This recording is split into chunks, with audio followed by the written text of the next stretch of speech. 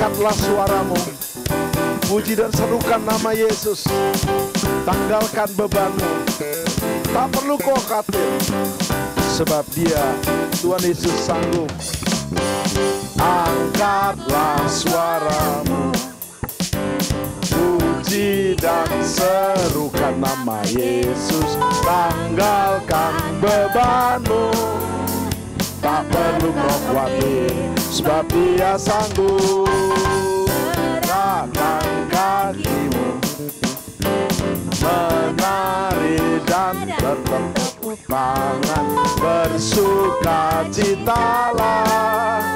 Tak perlu kau khawatir, sebab Dia sanggup. Sekarang nyanyikan kebesarannya, Dia kuat dan penuh kuasa. Bersorak-sorai karena kasih-Nya telah melawat kita. Nyanyi bagi Dia.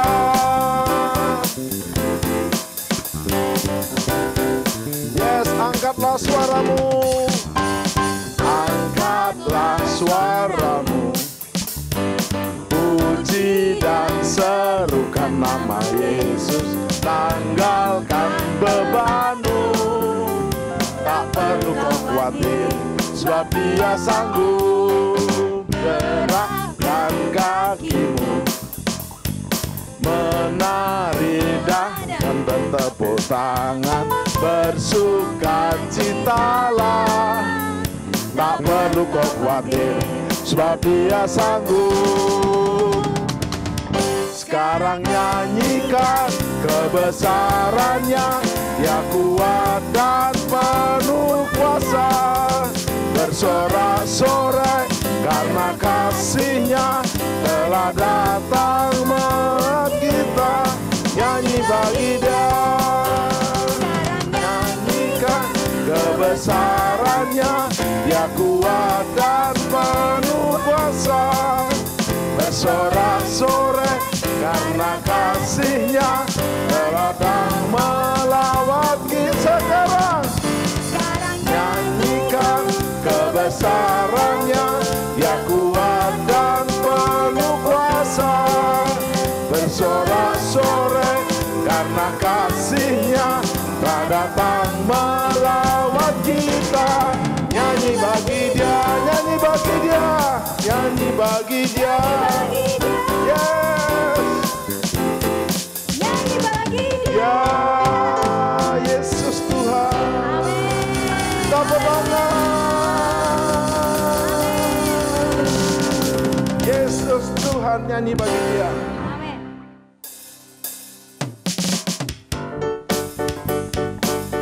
Hanya Kau milikku di surga. Tiada yang kuingini di bumi, hanya Kau.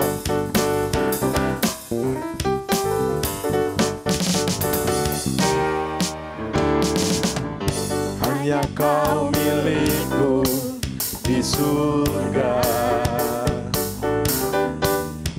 Tiada yang kuingini di bumi, hanya Kau. Yes. Tak ku andalkan kekuatanku, namun yang pasti Kau tetap selamanya Allah sumber kuatku, Allah sumber kuatku, Allah sumber kuatku, Dan bagianku selamanya ya Allah sumber kuatku, Allah sumber kuatku, Allah sumber kuatku dan bagianku selamanya, selamanya. Hanya Kau milikku di surga, tiada yang kuingini di bumi, hanya Kau. Hanya Kau milikku di surga, tiada yang kuingini di bumi, hanya Kau. andalkan, tak ku andalkan kekuatanku. Yes, namun yang pasti Kau tetap selamanya Allah sumber. Mari kita bertepuk tangan. Yang nyaring bersuka cita, Dia Allah dalam Tuhan Yesus Kristus, sumber. Yes, Allah sumber kuatku, Allah sumber kuatku, Allah sumber kuatku dan bagianku selamanya. Allah sumber. Yes, yes, Allah sumber kuatku, Allah sumber kuatku dan bagianku selamanya, selamanya, selamanya. Yes, selamanya. Tepuk tangan. Selama-lamanya Allah dalam Tuhan Yesus sumber kuat kita. Yes, haleluya.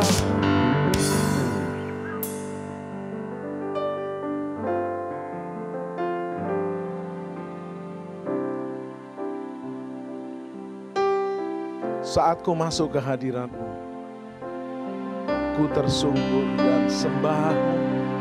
Ku persembahkan korban syukurku yang terbaik bagi-Mu, Allah Bapa, Tuhan Yesus dan Roh Kudus.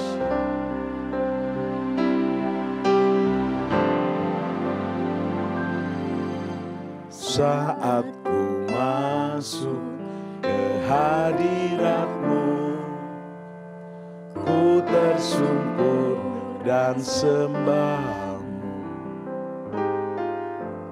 Ku persembahkan korban syukurku yang terbaik bagi-Mu.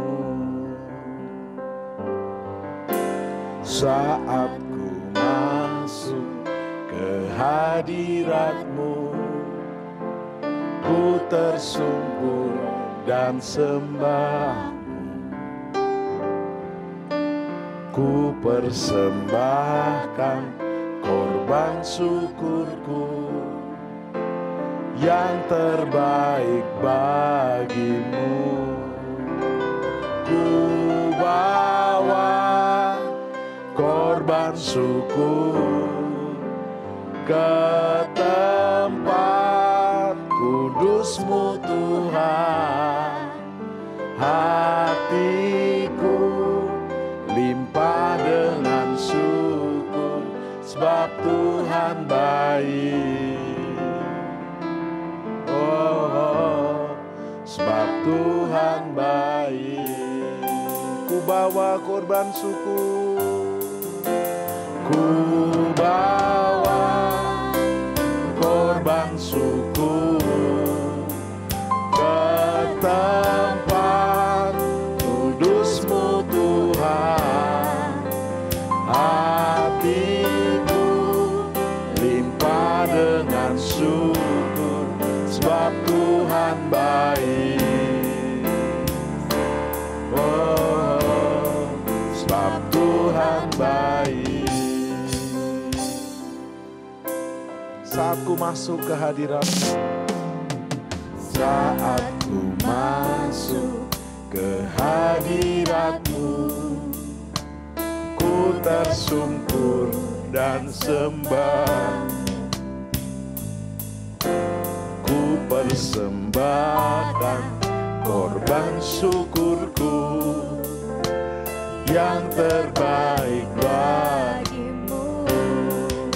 Saat ku masuk, mari semua kita masuk ke hadirat Tuhan Yesus Kristus. Tersungkur dalam sikap hati-Mu yang terdalam.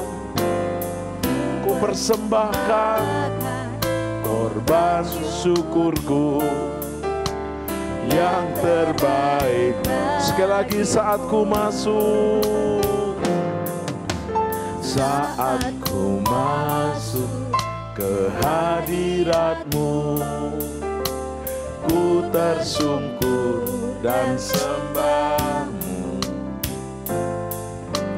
Ku persembahkan korban syukurku yang terbaik. Angkat tanganmu dan berseru, ku bawa korban syukur ke tempat kudus-Mu Tuhan. Hatiku limpah dengan syukur, sebab Tuhan baik. Selamanya ku bawa, yes Lord, korban syukur ke tempat kudus-Mu Tuhan. Hatiku limpah dengan syukur, sebab Tuhan baik. Oh, sebab Tuhan baik. Ku bawa korban syukur, ku bawa korban syukur ke tempat kudus-Mu Tuhan. Hatiku limpah dengan syukur, sebab Tuhan baik. Selamanya Ku bawa korban syukur, bawa korban pujian, korban penyembahan, sebab Dia baik, bahwasanya untuk selama-lamanya Dia baik. Syukur, sebab Tuhan baik. Selamanya ku bawa korban syukur. Naikkan syukur, pujian, penyembahan. Yes Lord, ya Bapa, haleluya. Hatiku limpah dengan syukur, sebab Tuhan baik. Oh, sebab Tuhan baik.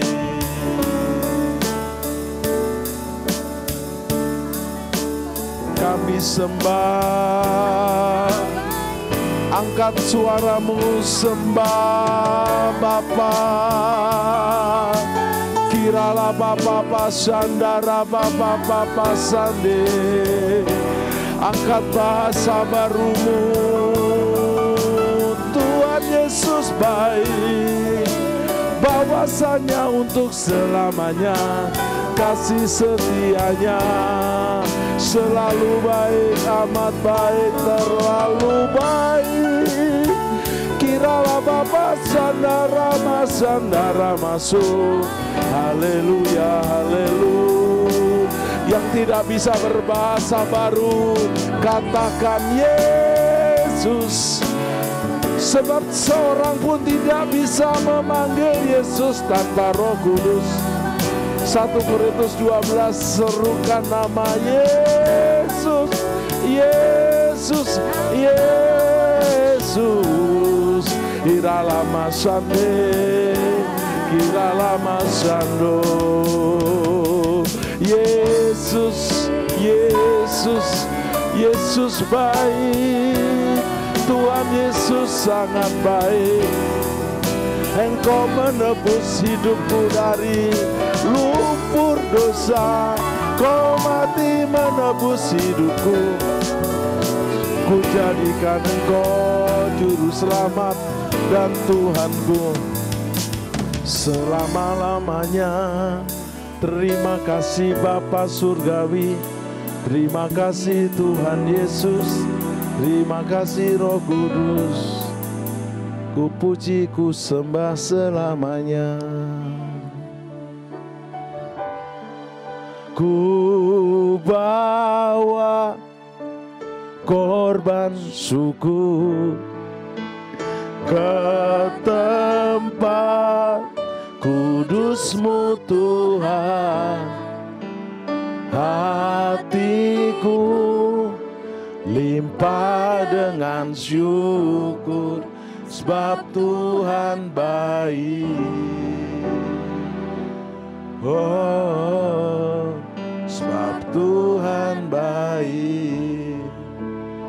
Terima kasih, baik. Engkau baik. Selama-lamanya baik. Terus siapkan hati kita untuk menaikkan pujian. Hai jiwaku, pujilah Tuhan.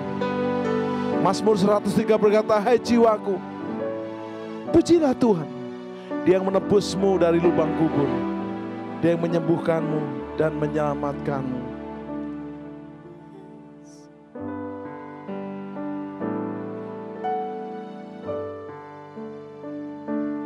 Bless the Lord, oh my soul, oh my soul. Worship His holy name. Sing like never before, oh my soul. I worship your holy name. Bersama-sama bless the Lord. Bless the Lord, oh my soul, oh my soul. Worship His holy name. Sing like never before, oh my soul. I worship your holy name. Bless the Lord. Bless the Lord, oh my soul, oh my soul. Worship His holy name.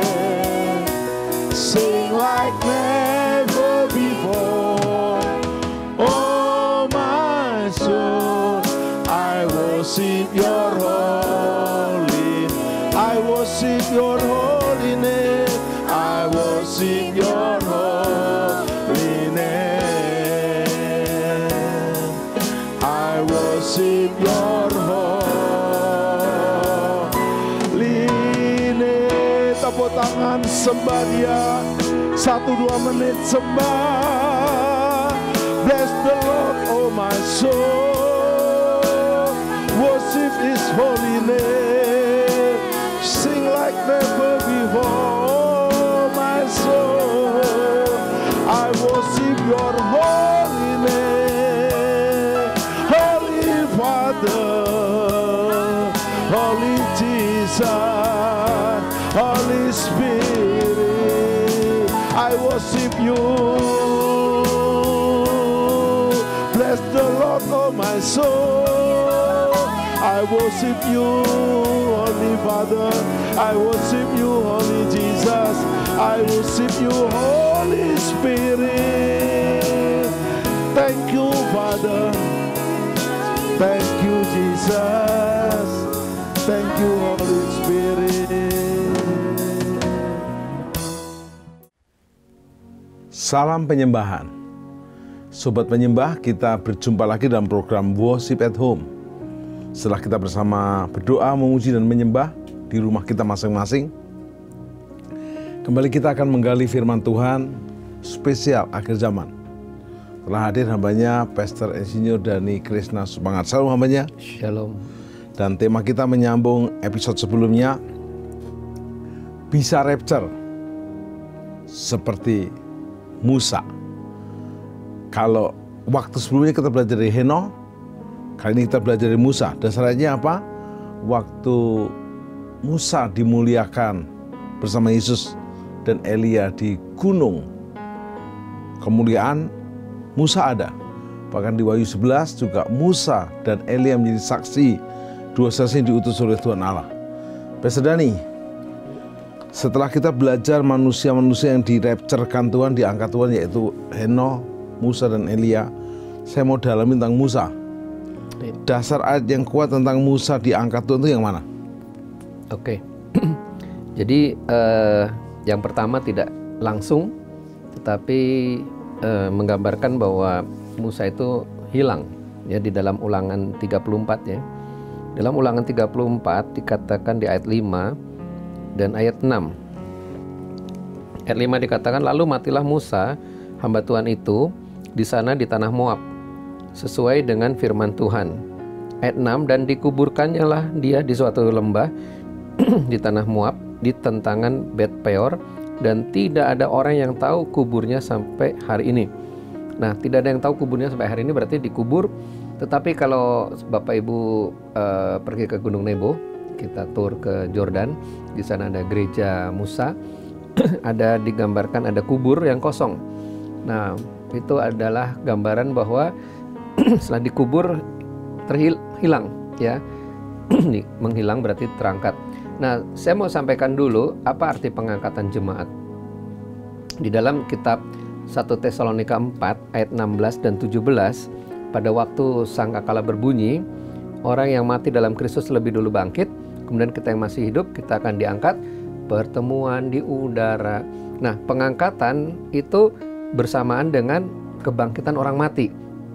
Nah, di dalam 1 Tesalonika 15 ayat 51 dan 52 dikatakan pada waktu nafiri terakhir berbunyi, sama sangkakala terakhir berbunyi, orang yang mati dalam Kristus lebih dulu bangkit, kemudian kita masih hidup, kita akan terangkat, dapat tubuh kemuliaan.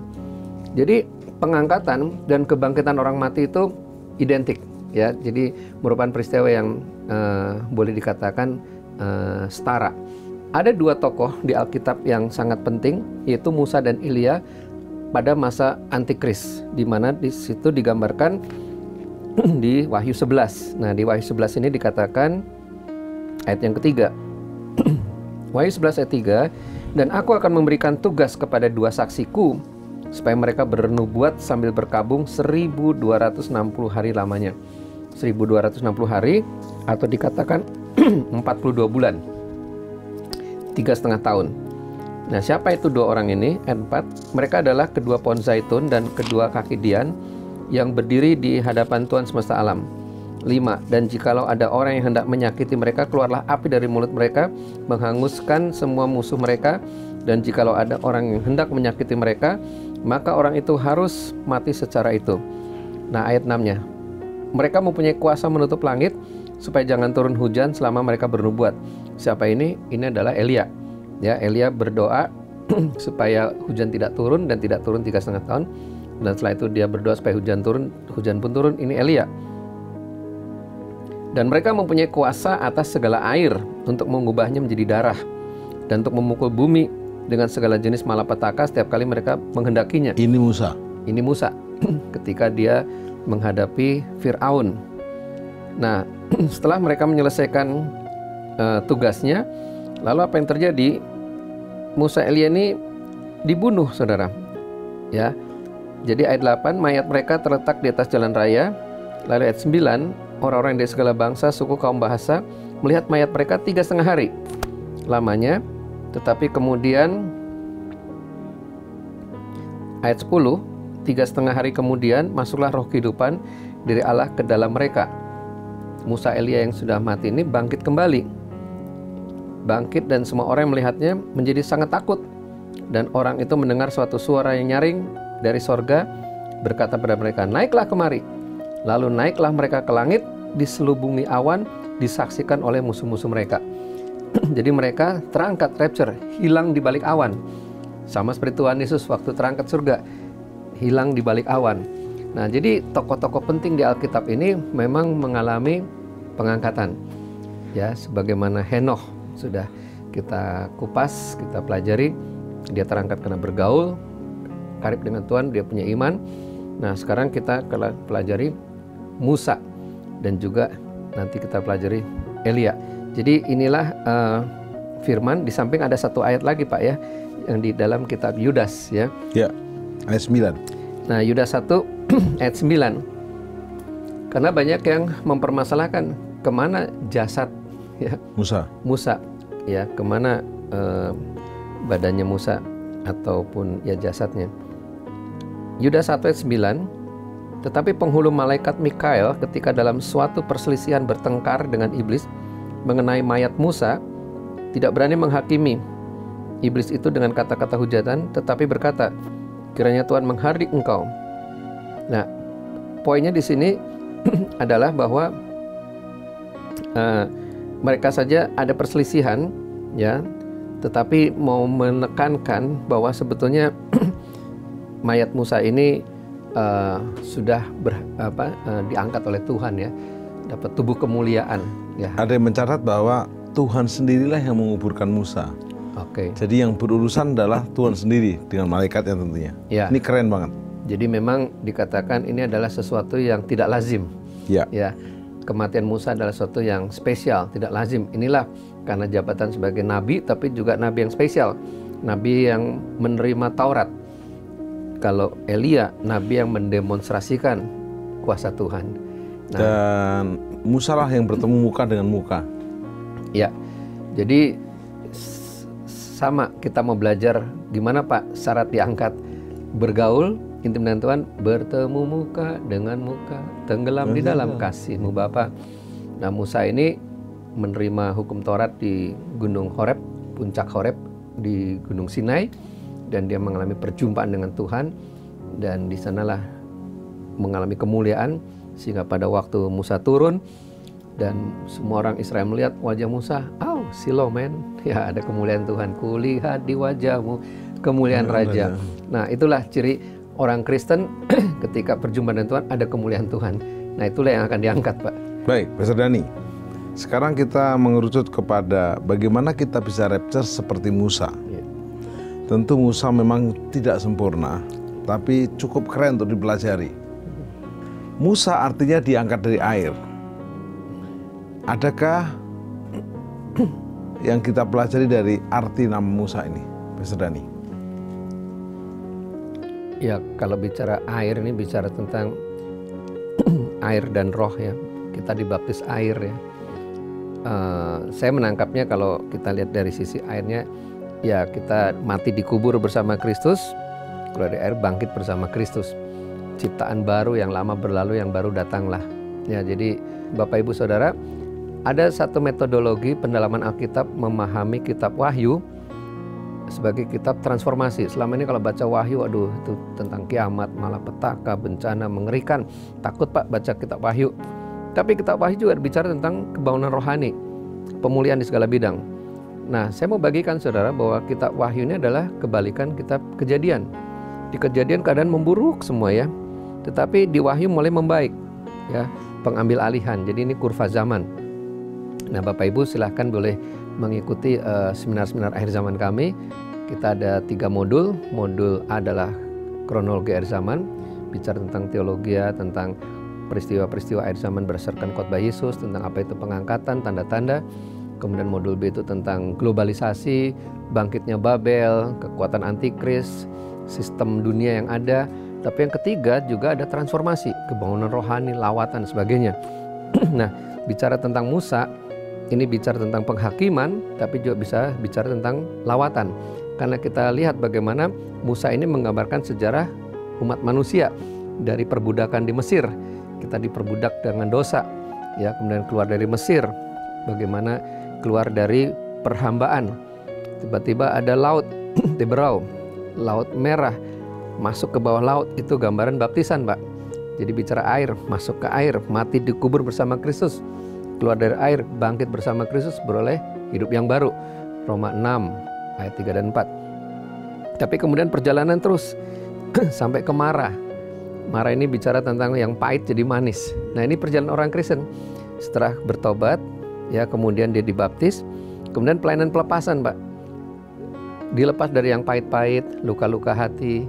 Ya, saya kalau perjalanan ke Israel, napak tilas perjalanan bangsa Israel. Nah, selalu di sumur Mara itu yang pahit, di situ kita pemulihan hati, satu sama lain saling mendoakan, saling minta maaf dan sebagainya. Dan terjadi mujizat, Pak. Ya, ada yang kanker tiba-tiba sembuh di situ karena pahit, karena luka. Atau dia dapat sukacita, hati gembira adalah obat. Jadi yang marah, yang pahit jadi manis. Kemudian ini perjalanan orang Kristen naik terus maju ke Elim. Nah di Elim ini terima mana surgawi. Mana surgawi ini bicara tentang firman Tuhan. Itu bicara pemuridan, Pak. Belajar Alkitab. Di Elim belajar firman Tuhan. Pemeliharaan Tuhan juga ada di situ. Perbaikan gizi, Pak. Bukan cuma makan roti, tapi ada burung puyuh. Makan daging juga. Tapi kemudian naik level terus sampai ke Rafidim. Nah jadi orang Kristen nggak cukup cuma Tuhan memelihara, Tuhan mencukupkan kebutuhan. Jangan takut, aku besertamu, kata Tuhan. Oke, tapi kita harus naik level terus. Karena Tuhan juga, dia latihku berperang, pimpinku jadi pemenang. Jadi orang Kristen juga harus siap berperang. Iya. Laskar Kristus maju, Masulah perang. Nah, jadi saudara, ini akhir zaman. Beritanya bukan cuma Tuhan pelihara, Tuhan tolong, tetapi juga Tuhan latih untuk berperang. Maka Musa harus ditopang ya oleh Harun dan Hur. Nah, Musa ini para pendoa, ya Harun ini pemerintahan, government. Kalau kita mau terjemahkan dengan bahasa sehari-hari, pemerintahan ini bicara tentang informasi, tentang perizinan, itu pelayanan-pelayanan Harun. Dan Hur ini pengusaha, dia yang mencukupkan pendanaan, dia yang juga mengadakan fasilitas. Nah ini ditopang nih, pendoa dengan pemerintahan, dengan pengusaha. Ini akan mendukung para Yosua hamba Tuhan di lapangan sampai menang. Tetapi tidak sampai situ. Sudah belajar berperang sampai ke Gunung Sinai, sampai mengalami perjumpaan dengan Tuhan, sampai terima firman Tuhan. Nah inilah perjalanan Musa. Jadi memang kalau mau menerapkan mau mengikuti jejak Musa atau mau meneladani Musa, bagaimana untuk bisa sampai terangkat, ya ikutlah perjalanan bangsa Israel, bagaimana menang atas Firaun. Banyak orang takut sama antikris. Waduh, kita nanti dianiaya antikris. Betul, ditakut-takutin biar tobat maksudnya. Karena kalau tidak terangkat, ya masuk masa antikris, dia akan disiksa. Tetapi saudara, sebelum si antikris berkuasa, si antikrisnya, sekarang roh antikris sudah merajalela, firman Tuhan berkata, Roh Kudus dalam diri kita lebih besar daripada roh antikris. Jadi artinya sehebat-hebatnya antikris, Kristus masih lebih hebat. Ya, jadi sehebat-hebatnya antikristus, Kristus masih lebih hebat. Nah jadi mengikuti teladan Musa, bagaimana dia juga akhirnya mendapatkan tubuh kemuliaan, mayatnya tidak dijumpai, artinya dapat tubuh kemuliaan, dia diangkat.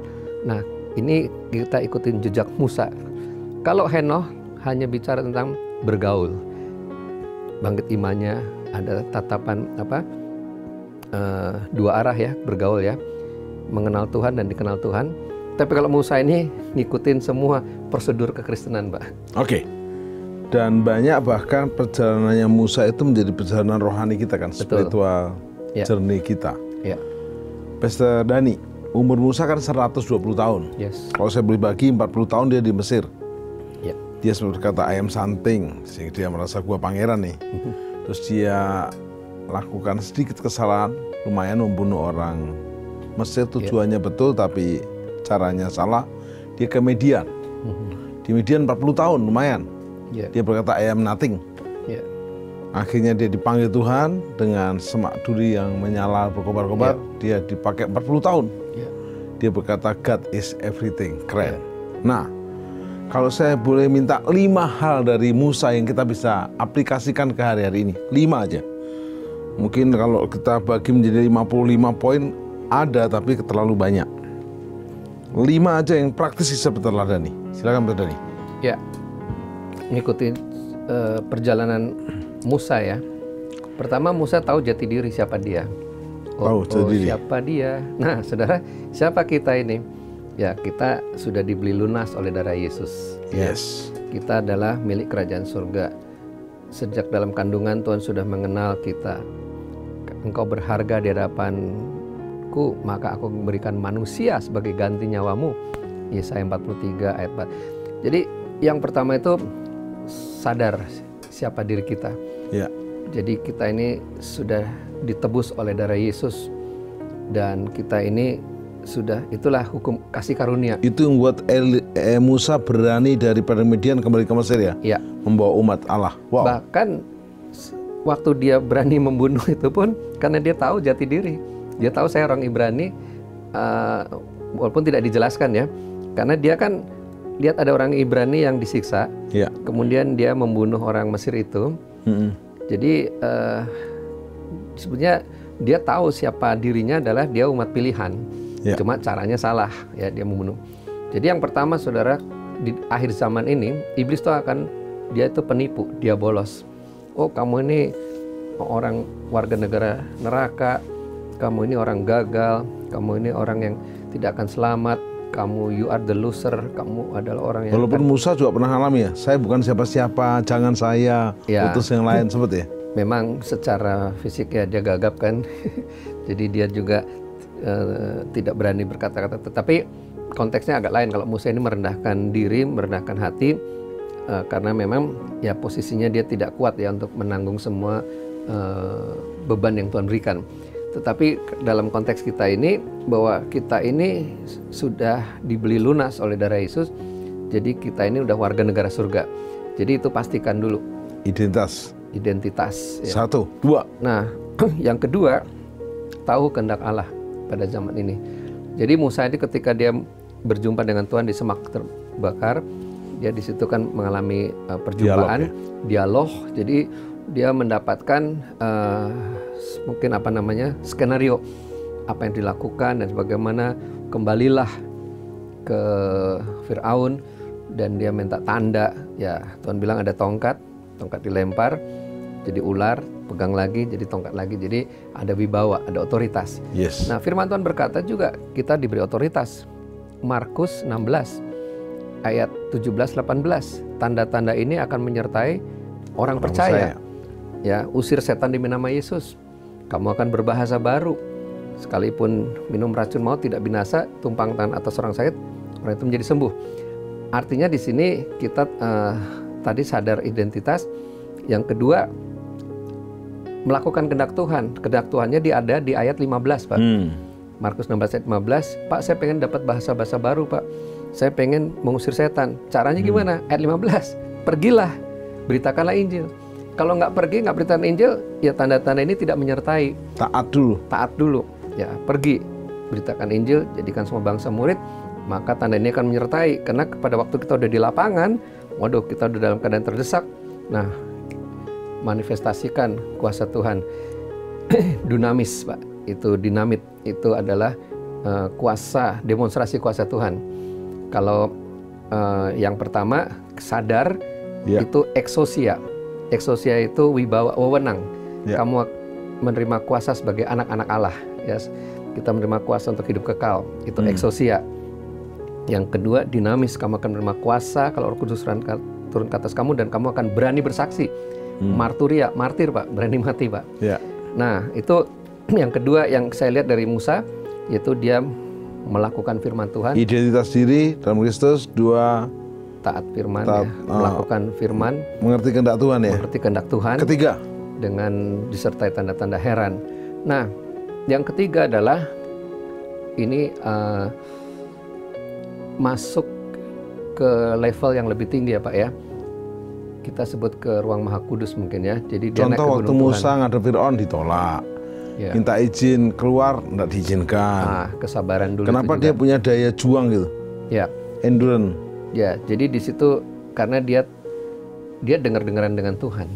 Dengar-dengaran. Dia tahu. Jadi yang tadi kedua kan taat ya, melakukan, tapi yang tiga juga tahu. Itu di Alkitab berkatalah Tuhan dalam Musa itu 65 kali. Ya, 65 kali, Pak ya. Puji Tuhan. Paling banyak. Saya belum pernah ngitung, makasih. 65 kali berkatalah. Memang itu yang kita rindukan, Saudara. Itu yang saya katakan, perjumpaan dengan Tuhan. Bisa langsung mendengar suara Tuhan, bisa langsung mengerti, itu rema. Itu rema. Nah, di akhir zaman ini memang kita harus mendapatkan sampai rema. Firman itu ada 3 level ya. Yang pertama adalah grafe atau skriptura, apa yang tertulis, tercatat. Nah, kita baca sampai kita mengerti, sampai mendapatkan kerangkanya. Nah, ada baik, ada berkenan, ada sempurna. Roma 12 ayat 2. Baik, berkenan, sempurna. Nah, setelah grafe, kemudian logos. Nah, logos itu melihat pribadi Yesus dalam firman ini. Apa kata Tuhan? Itu logos, pengetahuan. Tapi jangan puas sampai logos, sampai sempurna, sampai rema, Pak. Nah, di sini rema ini adalah inspirasi, firman yang menjadi daging, firman yang hidup. Nah, di sini Paulus memang dia bayar harga untuk mendapatkan pesan-pesan pewahyuan. Maka setelah dia bangsa Israel kembali ke Sinai, dia menerima 10 hukum Taurat. Jadi Musa ini merepresentasikan firman yang rema, ya, pengajaran firman Taurat yang rema. Nah, kita juga begitu, Pak. Rema, kita Bapak buat gema, gerakan membaca Alkitab selama setahun. Bukan cuma baca, tapi ada jurnal. Jadi baca sampai dapat rema. Itu yang Musa alami dan itu yang harus kita alami supaya kita bisa kuat, supaya kita bisa konsisten, sampai akhirnya Firaun let my people go, biar umatku pergi. Firaun mengizinkan walaupun setengah hati, walaupun dikejar lagi. Baru 3 ya Pak ya. Nah, yang keempat, sebenarnya Musa ini ada satu sikap yang kurang baik. Dia pemarah juga ya. Gara-gara dia emosi, marah, dia pukul batu sampainya jadi nggak bisa masuk ke tanah. Tapi dia diubahkan dari orang yang emosional menjadi orang yang paling lembut, Musa. Ya. Dia bisa berubah ya. Ya, jadi ada perubahan karakter ya. Jadi Musa ini ya dari yang temperamental. Jadi ku mau sepertimu Yesus, disempurnakan selalu. Jadi kita menjadi seperti Yesus, memiliki karakter Yesus, menjadi pribadi Yesus, Yesus menjadi model, Pak ya. Jadi kalau Musa ini kan menggambarkan kulihat di wajahmu kemuliaan Raja, dia ada kemuliaan Tuhan. Nah, kita menjadi seperti Yesus di akhir zaman artinya apa? Menjadi pasangan sepadan Tuhan Yesus.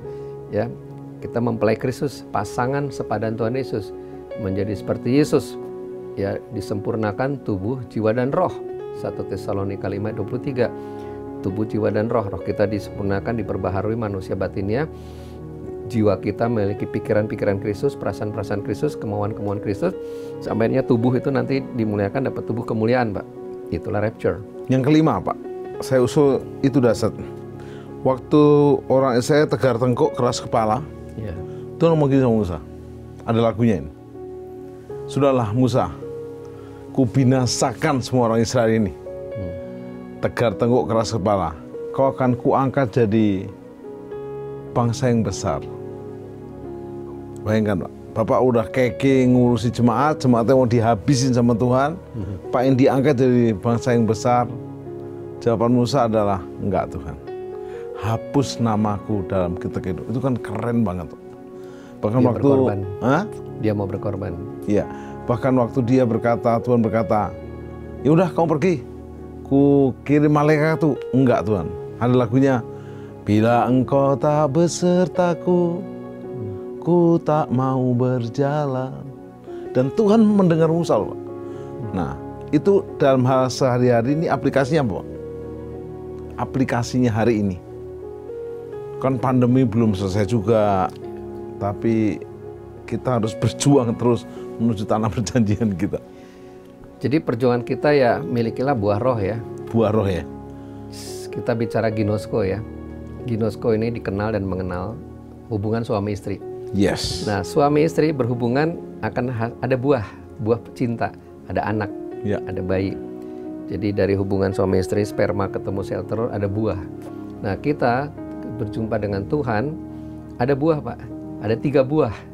Yang pertama buah pertobatan. Yes. Yang tadinya copot mami, sekarang haleluya. Nah, ada perubahan. Harus ada perbedaan. Yang tadinya nggak peduli sama orang lain jadi peduli, yang tadinya tidak saat teduh jadi saat teduh. Nah, itu buah pertobatan. Yang mabok jadi nggak mabok lagi, yang berzinah tidak berzinah lagi. Nah, yang kedua adalah buah roh, Pak. Nah, ini Pak yang praktisnya. Buah roh ini bicara tentang karakter, memiliki karakter Yesus, kasih, sukacita, damai sejahtera dan seterusnya. Galatia 5:22-23. Nah, itu yang kita kejar, Pak. Ya, karakter Kristus menjadi seperti Yesus, buah roh. Tapi yang ketiga ini penting, Pak. Banyak orang sudah pertobatannya nyata, karakternya udah bagus. Tapi yang ketiga nggak mau melayani. Yang ketiga adalah buah pelayanan, Pak. Buah pelayanan. Pergilah, jadikan semua bangsa murid. Pergilah, beritakan Injil.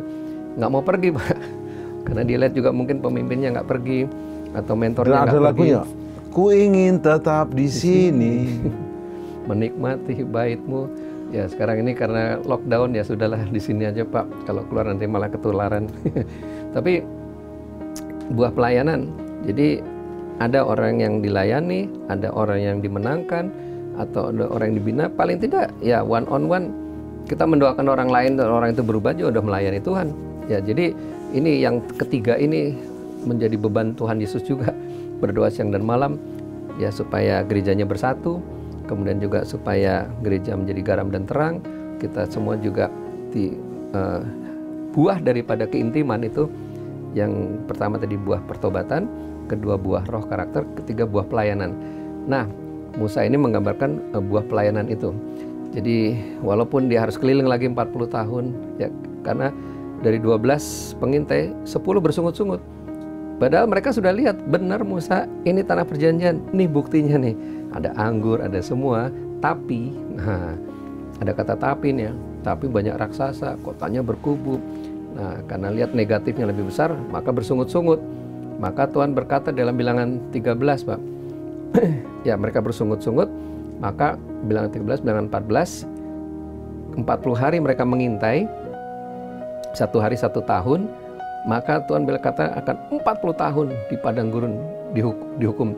Jadi muter lagi 40 tahun Pak. Sampai yang umur 20 ke atas dibinasakan.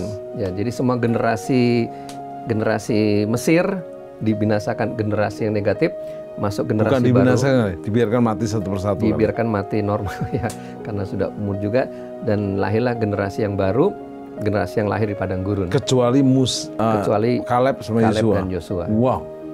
Nah, powerful. Jadi itu apa? Itulah yang bisa kita teladani. Sekarang Pak Dri saya tanya, saya mau kali umat awam. Ya Musa kan memang nabi Tuhan, lahirnya, mukjizatnya. Kita ini siapa dibanding Musa? Kita memang pengen rapture juga seperti Musa, tapi kita dibanding Musa enggak sebanding, jauh banget. Jadi gimana perjuangannya? Silakan. Tuhan sudah memberikan 5 jawatan Pak. Ya. Ada rasul, ada nabi, ada penginjil, gembala, pengajar, untuk melengkapi tubuh Kristus, untuk menjadi seperti Yesus, pasangan sepadan Tuhan Yesus. Jadi memang sebagai manusia siapa kita ini, tetapi juga kita ini adalah hamba Tuhan, ya karena Tuhan yang mengangkat kita. Kita adalah mempelai Kristus, bukan kita yang mau kawin dengan Tuhan Yesus. Tuhan Yesus yang mengangkat kita. Dikatakan dalam 2 Korintus 11 ayat 2, dipertunangkan ya dengan satu mempelai. Jadi kita ini sudah dipertunangkan dengan Tuhan Yesus. Jadi bukan karena kita, bukan siapa kita, tetapi Tuhan yang angkat Pak. Nah mungkin tidak seperti Musa, karena Musa Elia ini spesial. Di Alkitab juga di sesuatu yang spesial. Tetapi kita bisa berfungsi sebagaimana panggilan masing-masing. Dan Tuhan mengenal kita mengenal Tuhan. Ya, dan di akhir zaman ini sebentar ada Roh Kudus tercurah lebih dahsyat dari sebelumnya Pak. Kalau gereja mula-mula itu hujan rintik-rintik, tetapi di akhir zaman ini badai raksasa, hujan Roh Kudus, kita sebut Pentakosta ketiga, gelombang ketiga. Di seluruh dunia Roh Allah bekerja. Nah ketika Roh Kudus bekerja, inilah tuaian terakhir, kebauan rohani yang luar biasa. Orang tiba-tiba akan kenal Yesus, mereka tiba sadar dosa. Itu pernah terjadi pada waktu di Pentakosta kedua, dimulai dari Wales, tiba-tiba di jalan-jalan orang ingat Tuhan, mereka menjerit-jerit minta ampun.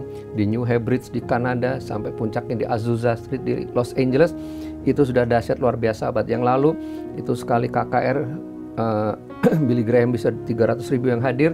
Tetapi masuk abad yang ini, tahun 2000 ke atas ini mulai udah bibit Pentakosta ketiga, itu sudah Benny Hinn sekali KKR bisa 4 juta, 5 juta orang. Dan kita akan lihat tiba-tiba mau tidak mau semua anak-anak Tuhan yang tekun dengan Tuhan ya, artinya tetap di pokok anggur yang benar, Tuhan akan dorong, Tuhan akan pakai, kita semua akan menuai luar biasa.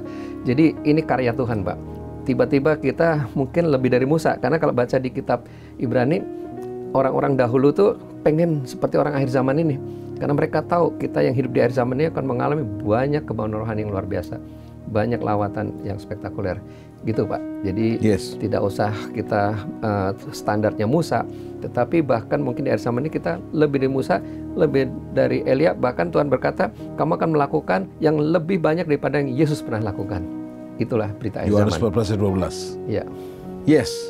Sekarang Pastor Dhani, beberapa kelemahan Musa yang kita harus hindari. Misalnya Musa sempat emosional, kita hindari. Musa sempat temperamental, disuruh memperkatakan kepada gunung batu, tapi dia ngomong.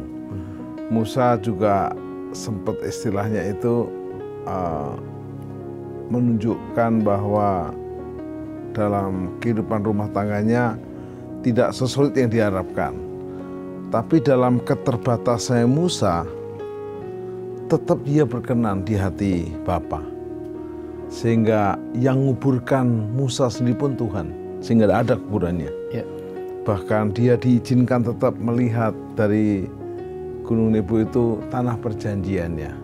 Nah, jadi bagaimana teman-teman sobat penyembah ini bisa menyadari dalam kelemahannya tetap Bapa itu mampu mengangkat dan memulihkan roh mereka. Ya. Zaman Musa dia one man show, dia sendirian. Dia dibantu oleh Harun. Harun meninggal duluan, dikubur di darah Petra. Maryam juga begitu. Jadi memang sebagai orang tunggal ini ya artinya ya dia harus kuat. Tetapi di akhir zaman ini kita tidak sendirian.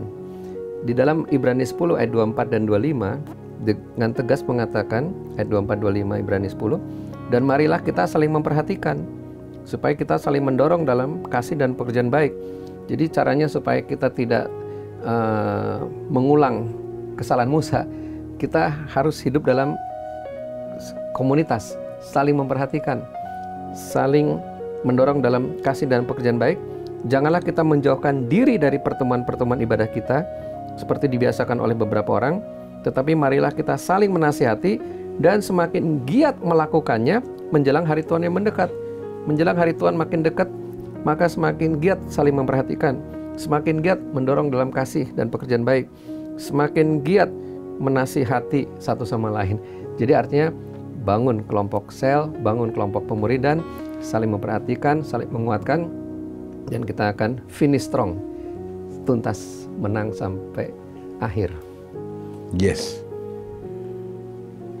Powerful. Terakhir Pak Dhani masuk ke closing statement. Yang powerful pada Wahyu 11 itu jelas sekali.